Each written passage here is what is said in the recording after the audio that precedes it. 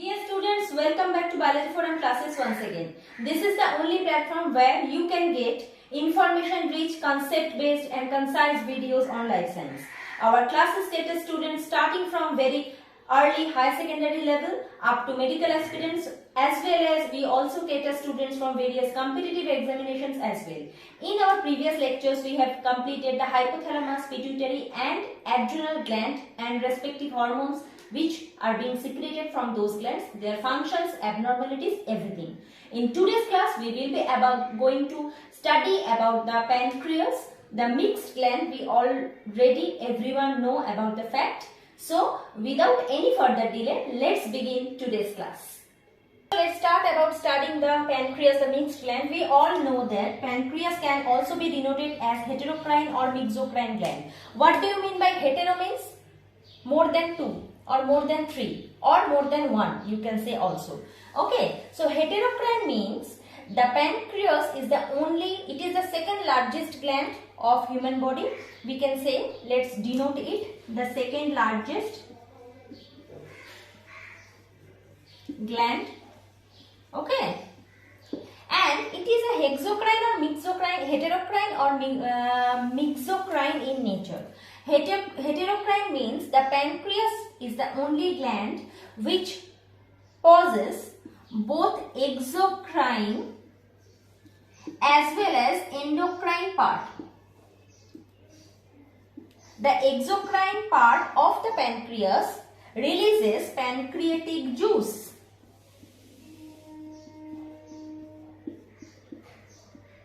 And the pancreatic juice helps in digestion.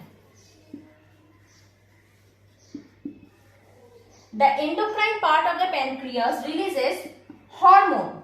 What are they? Glucagon, insulin, somatostatin. We will study about detailed function in today's class only. Okay, and the hormones together control either elevate or lower the level of glucose in human blood. Okay, so pancreas is the second largest gland in case of human body. It is mixocrine or heterocrine in nature. That is why it is called a mixed gland, because it is the mixture of exocrine and endocrine portion. Okay, the exocrine part of the pancreas releases pancreatic juice which further helps in digestion. And the endocrine part of the pancreas releases several polypeptide hormones like glucagon, insulin, somatostatin. And these hormones either elevate or lower the level of glucose in human blood. Up to this, I think I am clear enough. So, let's continue with the next portion. So, if we draw, pancreas is a leaf-like structure. Okay. See, if we draw, this is the pancreas and this is the pancreatic duct. Let me clear, I am very bad at drawing. Okay. So, if this is pancreas, there are dumbbell-shaped cells present all over the pancreas. Bat-shaped, we can rather say. These are acinar cells. So, the exocrine part of the pancreas comprises of various cells.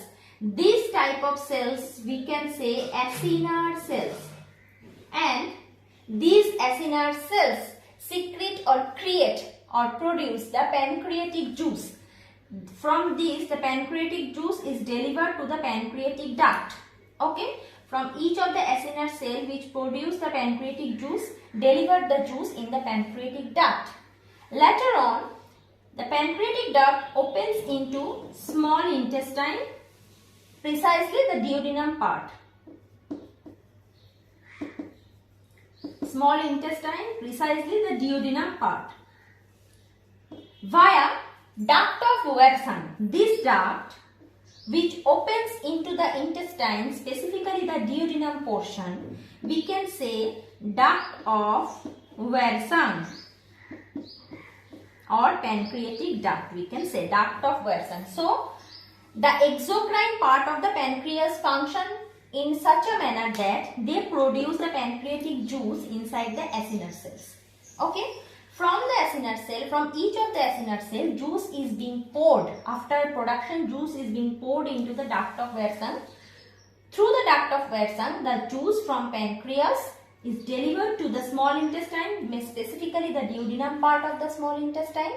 Okay, for further digestion of the chyme. Chyme, you all know that it is the undigested portion which is being delivered from the stomach to the intestine. Okay, so I think up to this I am clear enough to you. So why this is exocrine part? Another very important question, why it is so called? Very important question from here, you can expect from your upcoming examinations. Because you know that from each and in from any cell, if the secretion of any cell, to be very precise, if the secretion of any cell is being poured into a duct and the duct acts as a medium of transportation of the juice of the produced product to any other part of the body, then the system is called exocrine, because exocrine system does include a duct system. Without any duct, the produced product cannot be delivered to from one part of the body or one part of the organ to the other part of the organ. That is why as duct of Wersan here act as the medium of transporting the pancreatic juice to the small intestine. That is why this system we can say as exocrine part. Okay, up to this I think I am clear enough. Let me say here very precisely that 99% of pancreas is exocrine part. Only 1% is the endocrine portion. Okay, only 1% is the endocrine portion and 99% is the exocrine portion. Clear? Up to this I think I am clear enough to you. Let's proceed with the next section. So, coming to the next part, the endocrine part of the pancreas, it is the islets of Langerhans position. If this is the pancreas, we all know this pancreas is a leaf-like structure. These are the acinar cells. There are small globular structure spread throughout the pancreas.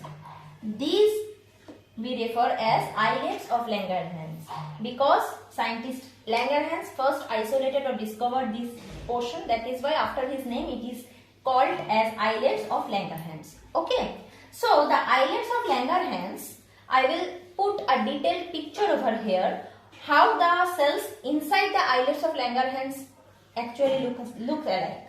Okay, so from the picture you can make out very easily that the islets of Langerhans have three types of cells: alpha cell which secrete glucagon, beta cell which secrete insulin hormone, and delta cell which secrete somatostatin. There are PP, pancreatic polypeptide or F cells present very scanty manner throughout the islets of Langerhans. Okay, so from the alpha cell glucagon is being secreted, beta cell insulin, and delta cell somatostatin is being secreted.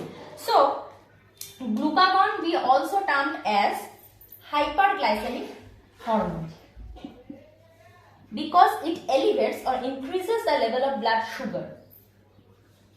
Mainly increases the level of glucose in blood, hyperglycemic. Insulin is hypoglycemic, it decreases or lowers the level of blood glucose. And somatostatin, when there is anomaly regarding the glucagon and insulin in our body is happening, then somatostatin come in action and lowers each hormone's level. Okay, controls level of G for glucagon, I for insulin. Okay, so up to this I think I am clear enough. Let's continue with the next section. Next, coming to the action of glucagon hormone. Okay, glucagon. So whenever we do fasting during any puja or during any family function, whenever we do fasting, fasting means a certain period of time we have to spend without any source of food from external medium source. Okay, so whenever our body undergoes fasting mode, the blood glucose level become very much lower. Whenever the blood glucose level become very much lower, it immediately activates the alpha cells of pancreas. Imagine that whenever we do fasting, we do not die. If we do we die during 12 hour of fasting or 24 hour or even 48 or 2 to 3 days? If we undergo starvation, we do not die about the fact, okay, about the happening. Our body handles very precisely all the factors that we do have some storage of food in the stored manner, so that we can maintain our blood glucose level and we can even survive without availability of food for 3 to 4 days. Okay, so whenever our body undergoes fasting, blood glucose level become lower. As soon as blood glucose level become lower, it acts as an indicator for the alpha cells of the pancreas that it is the time for the alpha cells to secrete glucagon.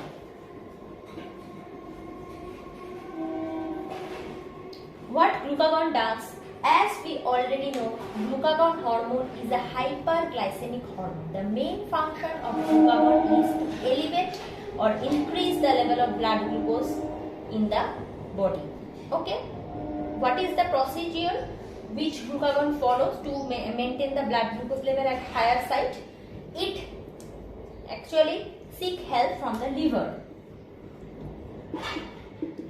We all know glycogen, which is the polymer of glucose,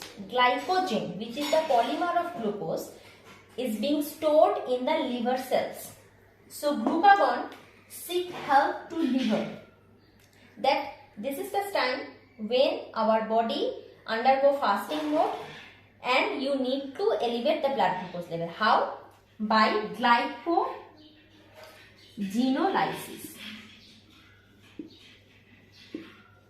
The glycogen, which is the polymer of glucose being stored in the liver cell, start breaking themselves to produce monomer, which is glucose. See, this is the polymer of glucose, which is glycogen. Upon receiving signal from glucagon, liver cells start breaking glycogen into glucose. And suppose this is the blood vessel. I should draw the blood vessel by red ink. This is the blood vessel. Upon breaking the glycogen stored in the liver cell by the process of glycogenolysis, they produce monomer, which is glucose, and put the glucose into the blood vessel, into the blood, and elevate the level of glucose in the blood. This is process number 1. Whenever glycogen stored in the liver is exhausted, it starts breaking protein and fat by proteolysis, lipolysis. Also we can say neoglucogenesis. Other than carbohydrate source, if protein and fat being broke down to produce glucose, the process we can consider as neoglucogenesis. Okay, so these are the main processes which has been activated by the glucagon hormone secreted from the alpha cells of pancreas, islets of Langerhans, and they send signal to liver cells that this is the time body glucose level is very much lower. You need to break glycogen to produce glucose and deliver the glucose into the blood vessel as soon as possible. By what are the processes? Glycogenolysis, neoglucogenesis, proteolysis, or fat breaking means lipolysis. This is the way, this is the manner in which glucagon hormone does its function to elevate the blood glucose level whenever there is needed. Okay, I think up to this I am clear enough to you. So our second hormone is insulin. It is a very important hormone and mostly we can say that it is the first isolated hormone. or first discovered hormone, we can say.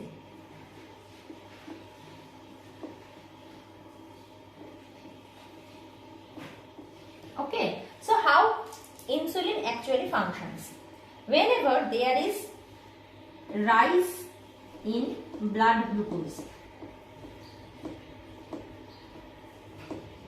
whenever the blood glucose level is very much higher than the normal, then only the insulin starts acting. How? The insulin, from the previous portion we already know that whenever there is blood glucose level being lower, glucagon activates and it breaks the glycogen stored in the liver cells to generate glucose. Okay, insulin does just the opposite. They told the blood glucose to revert back to the liver cells. Now, liver cells, once they have given the glucose, they are not ready to get back again, to get glucose back again.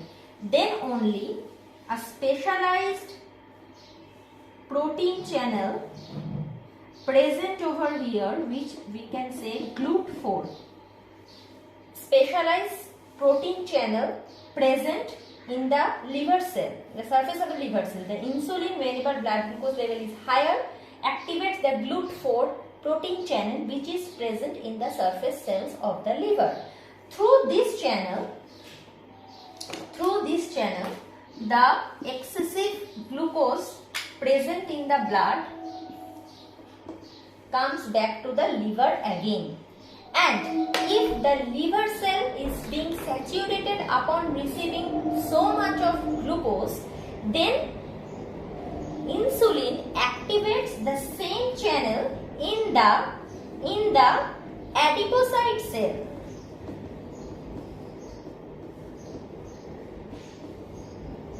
Adipocyte cell means fat cells. Whenever our liver cells is being saturated upon receiving so much of glucose from the blood, the insulin hormone does what? They activate the GLUT4 channel in the adipocyte cell and store the extra blood glucose to the adipocyte cell. And upon receiving the glucose from the blood, the adipocyte cells start the process lipogenesis and convert the glucose into fat. That is why whenever a person have too much of sugar in his diet, too much of glucose in his or her diet, physicians have told them that stop doing such kind of lifestyle, stop this kind of lifestyle habit of taking too much of sugar, otherwise you will face obesity. Why? Because a certain amount of glucose in the blood is easily can be stored through the GLUT4 channel to the liver in the form of glycogen. Okay, but whenever there is excessive amount of sugar or glucose in the blood, even if the liver cells are being saturated upon taking them, then only the insulin hormone activate the adipocyte cell GLUT4 channel. Then only the extra blood glucose is stored in the adipocyte cell and start the process of lipogenesis and production of fat. And if this continues in a regular manner, then a person having this protocol will face obesity at a certain point of time of his life. Okay, I think up to this I am clear enough. So let's continue with the next portion. Elevated blood glucose level. Elevated blood glucose level means hyperglycemia, means increased level of sugar in the blood. Okay, this can lead to diabetes disease, which is a disease is seen in every 1 or 2 persons in every household. Okay, so diabetes mellitus can be categorized into 2 types, type 1 and type 2. Type 1 we say IDDM, insulin dependent diabetes mellitus.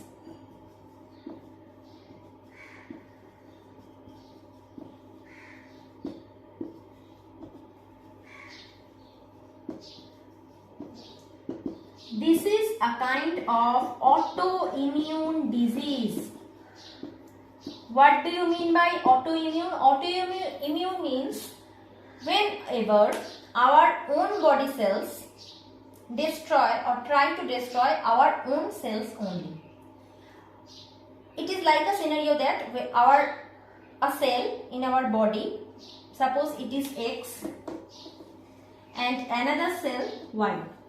X cell is a part of the immune system. Whenever X cell of our body try to destroy Y cells of our own, then it will consider as autoimmune disease. Whenever the warriors, the WBCs, the macrophages, the mast cells, you name it, try to destroy the cells of our own body.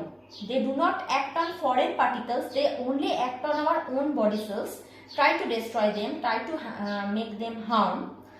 That is when we consider it as a autoimmune disease. Okay. So, in case of autoimmune disease, a special type of antibody or distributed antibody is produced which will destroy the insulin receptors.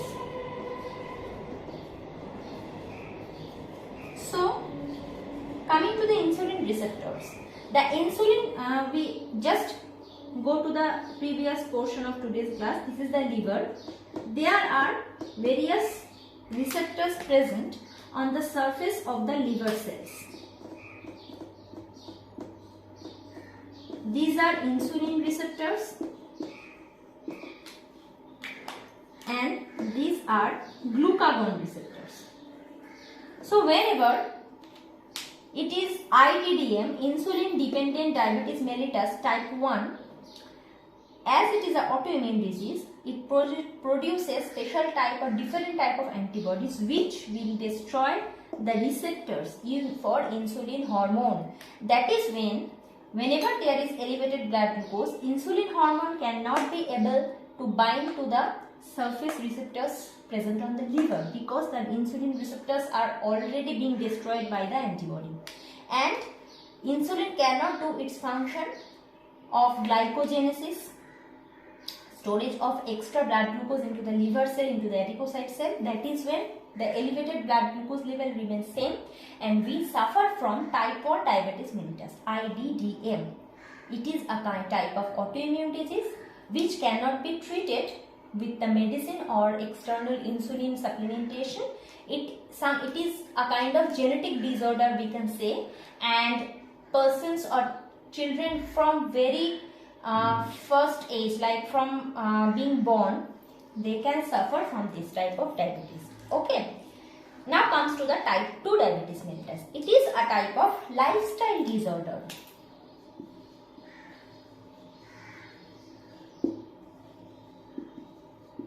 Now coming to the type 2 diabetes mellitus, it is not insulin dependent. Okay. In this case, it is a lifestyle disorder. Whenever we eat so much of junk food, so much of sugar, so much of external glucose from outside, our body's glucose level, sugar level is really very high, then only we suffer from type 2 diabetes. In this type, the GLUT4 protein receptor will decrease the number. Insulin hormone secretion is lowered, and as a result of both of these, fat deposition in our body will get higher, very high. Okay. So diabetes is not only a single disease, it actually invites all other diseases to our body like obesity, thyroid, any kind of eye problem, kidney malfunction, heart disease, everything. Okay, whenever a person suffers from diabetes, we can say with gradual point of time, if it is not cured properly or medicine is not administered within proper time, then it will elevate the risks of other health diseases simultaneously. Okay. Up to this, I think I am clear enough. Let's come to the next part. So this is by the picture. This is a picture of a nephron. I would like to make you explain here about the type 2 diabetes mellitus, about the sweet urine concept. What do you mean by sweet urine? Now, this is the Bowman's capsule portion of the glomerulus portion of and Bowman's capsule portion of the nephron. This is the proximal convoluted tubule. This is the Henle's loop. This is the distal convoluted tubule. Okay, and this is the artery. So, in normal condition, what it does, the body glucose, whenever the glucose level is in normal condition, the blood rich in glucose transferred through the nephron, the glucose and water reabsorbed in the distal convoluted tubule, and urine is passed through the rest of the portion. But this is in case of normal situation. But whenever there is excessive amount of glucose present in the blood, too much, huge amount of glucose present in the blood, normally it is not desirable to excrete glucose through the urine. Normally it is not desirable. But whenever there is excessive huge amount of glucose present in the blood, the extra amount of glucose rich blood is being filtered through the portion, this portion. Okay, these black dotted portions are here, we represent glucose by this, and the blue dotted portion is water. So we know water is a solvent here and glucose is a solute here. So we know from the mechanism from our previous sections, previous classes, we know that upon the way through which solute pass, the solvent follows the same path. Okay, here is the same scenario we can see. Huge amount of glucose is being distributed throughout the nephron. So, whenever such scenario is present, then extra amount of glucose is not possible for the distal convoluted tubule to get reabsorbed.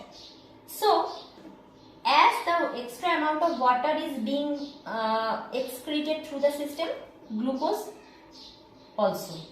So, whenever there is huge amount of glucose filtered through the nephron, the nephron actually try most of the glucose to get reabsorbed, but a small amount of glucose cannot be reabsorbed through the distal convoluted tubule, and the glucose passes through the urine, and water follows the glucose, and water also being excreted in extra amount along the glucose. That is when the urine produced, we say sweet urine, because there is glucose present in the urine. That is why when the urine is being sweet. And the diabetes mellitus type 2, we say 3P disease, polydipsia,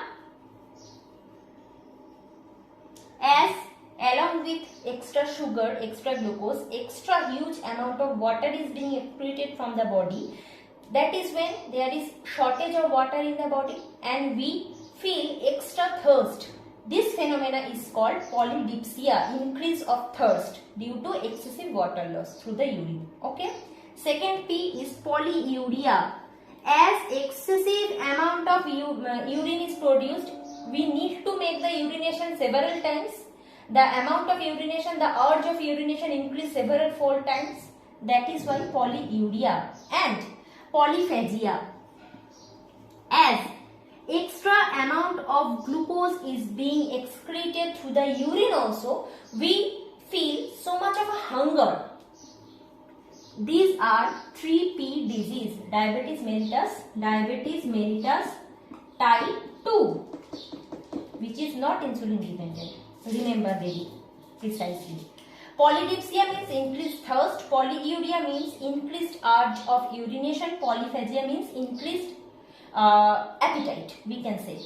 Okay, so this is the concise portion of the diabetes mellitus type 2. How the sweet urine is produced. The third hormone, let me erase this. I think students, you are noting down each and every point I am mentioning here. This is very important for your upcoming examinations. You can expect various questions from this portion. The third hormone is somatostatin. Main function of somatostatin hormone is whenever there is anomaly regarding glucagon and insulin in our body, this hormone comes in action. It mainly controls the function of glucagon and insulin. Okay, so I think up to this I am clear enough to you.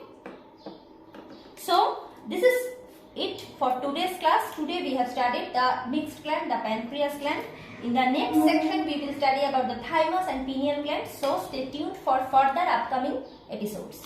So students, in today's class we have thoroughly studied about the pancreas, its exocrine part, its endocrine part, several juices secreted from the exocrine part, several juices or mainly hormones secreted from the endocrine part and all. I think I am clear enough to you regarding this topic. If there is any question from your side, you can always comment down below or you can email me, which is right now the email ID is popping in your screen for your further communication process. So in the next section, as I have mentioned already, we will study about the pineal and thymus, two small glands but very effective glands, very important gland for our normal body functioning. So if you enjoy the learning process with me and if you like the video, don't forget to share the video, don't forget to subscribe the channel, put the bell icon on for further notifications regarding the lectures. So let's meet in next class with very interesting topic. Thank you and bye.